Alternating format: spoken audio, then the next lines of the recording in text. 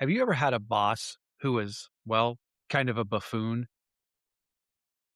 Like not a bad person, not malicious, just someone who clearly didn't see themselves the way that everyone else did.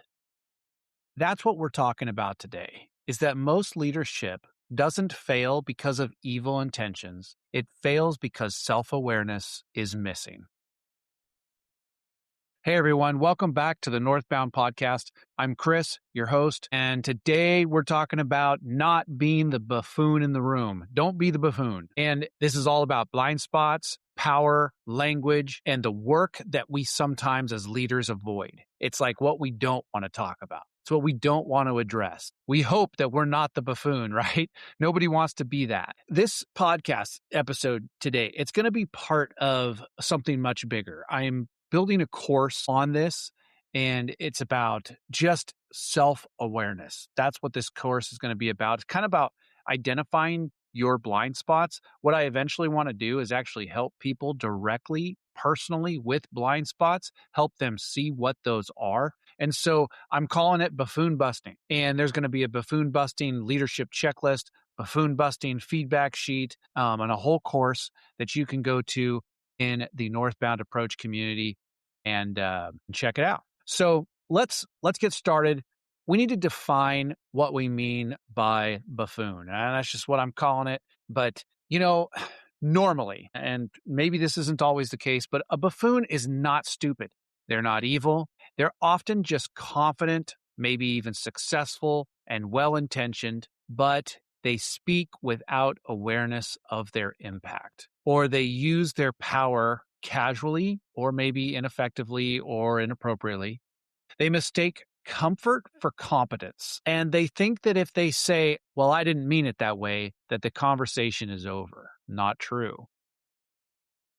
Many, many times, and this is a core truth here for this, is that blind spots don't always announce themselves very much. They show up as confidence or overconfidence. So let's talk about where blind spots can come from. So blind spots can come from when, a lot of times it's when power gets in the way of feedback.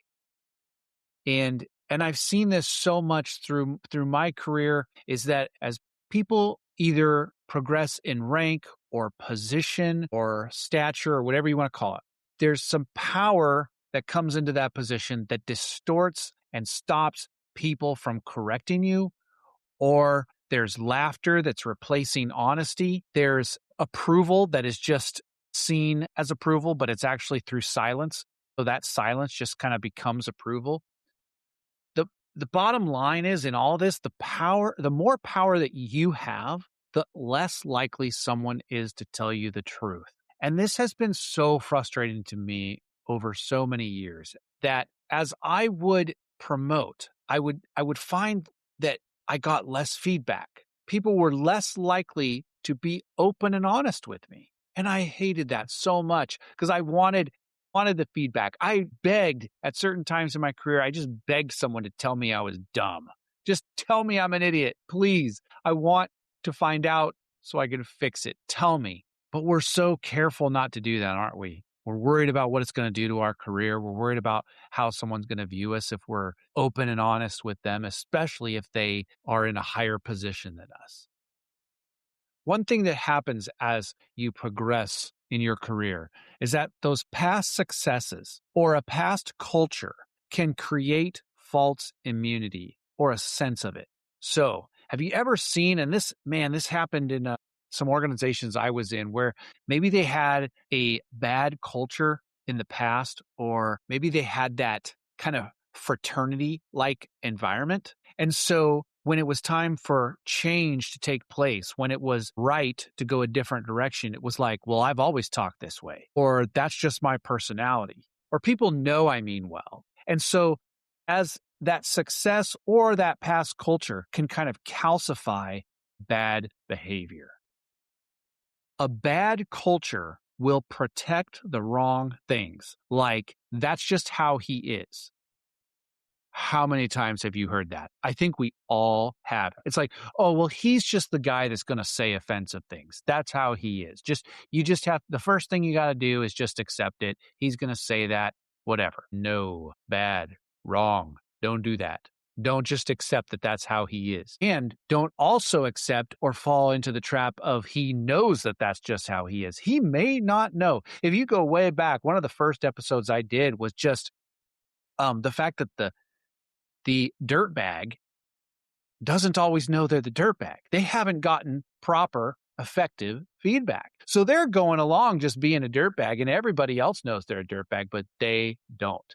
We're not about that. At Northbound, we need to be open and honest, giving good feedback, good, effective feedback to our people. But we also, as leaders, need to have good, effective feedback right back at us. And we're not going to accept, I don't want anybody to say, oh, that's just how he is, when they're not appreciative of the way that I come across or the things that I say. No, not okay. You also might hear, well, she didn't mean it like that. Okay, well, we're not protecting that. We don't want to rock the boat. Probably heard that one. Let's not rock the boat. Let's not get the, no. Sometimes the boat's got to rock. Sometimes we've got to clean up our culture. We want a culture that does not protect the buffoon. We are buffoon busting. And that goes right back to ourselves. If we are being buffoons, we got to bust that. So some common buffoon blind spots. And this is where it's going to get real. And this is where maybe you've messed this up. One place is language blind spots, like relax, it was just a joke. You're being too sensitive. I didn't say that. That's not what I meant. These phrases invalidate someone else's experience or what they heard, or what they heard maybe even from their past experiences elsewhere in their own families too. Okay. And it's gaslighting. We are not okay with just shrugging stuff off. And then a big one is gender and identity blind spots. We know those occur. We don't want to continue those. And these blind spots, they don't belong to one gender. All right.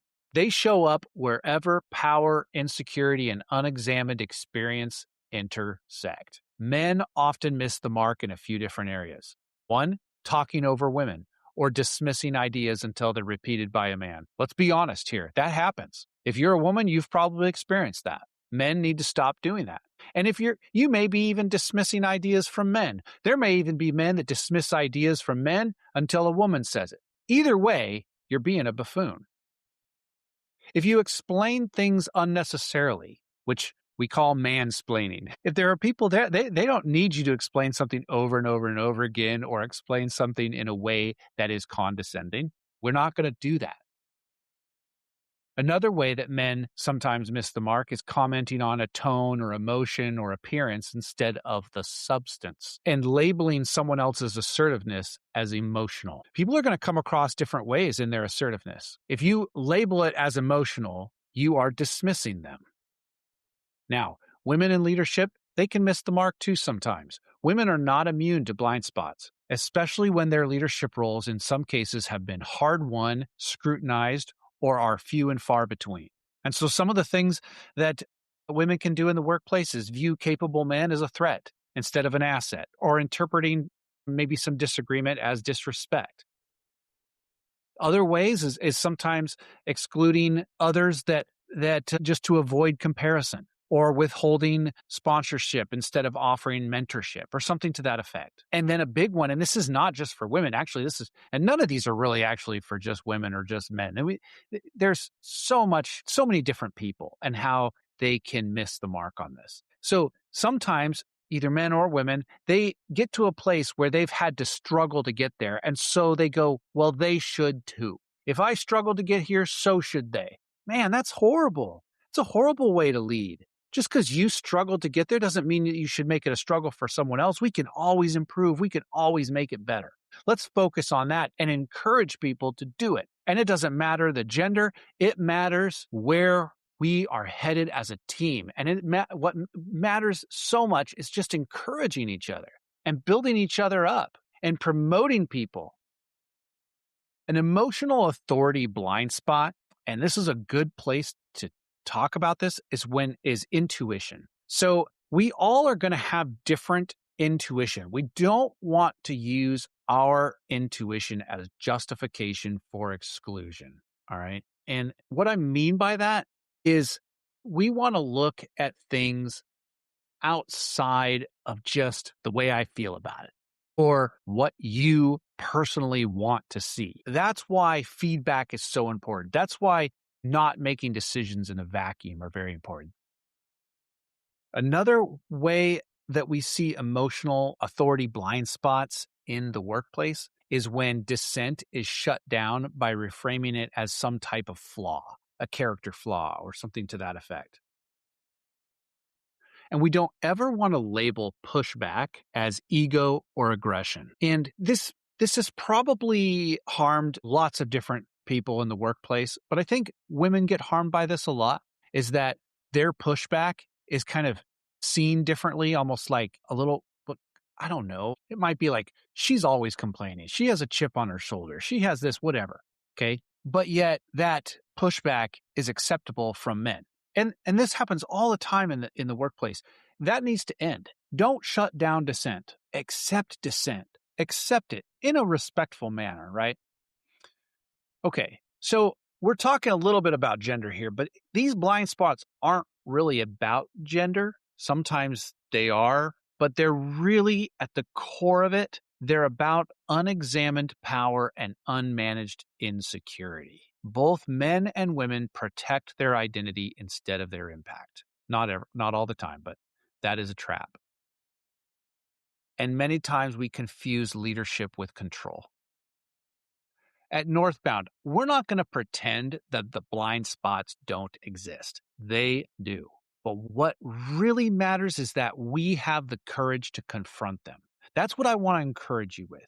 I want to encourage you to have that courage to confront your blind spots, because it's not just about proving. You're not proving you belong. You're creating space for others around you, for the people you lead, to also belong with you. You belong together. It is a journey together.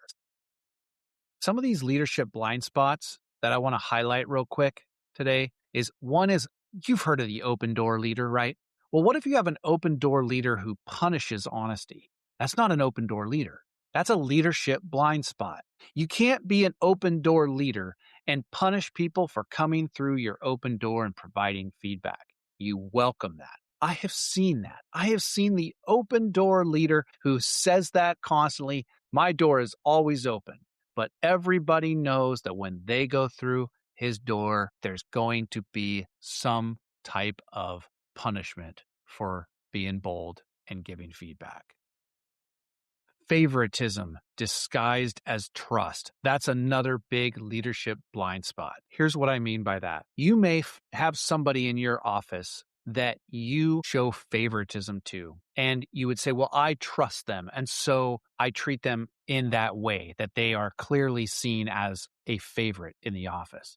Well, maybe they're just saying yes to you all the time, and so you feel comfortable with them in that regard. Like, what about the person who doesn't always say yes to you? What about the person who gives you some direct feedback you sometimes don't like, and so you don't go to them?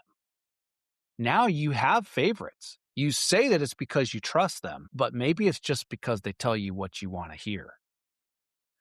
Some other types of leadership blind spots have to do with feedback. If you ask for feedback, but then defend yourself, you're not really given time to internalize what you've heard. You need to listen. And you're not listening to respond, you're listening to understand.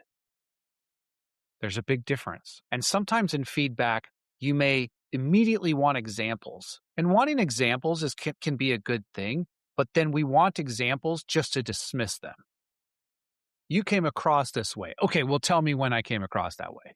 Now, you're already preparing to defend yourself. If feedback feels threatening to you, then your blind spot is already active. The hard truth is this: being the buffoon is ultimately not the failure. It's when you stay a buffoon. We want to get rid of that. We're busting it. Leadership is not about never getting it wrong.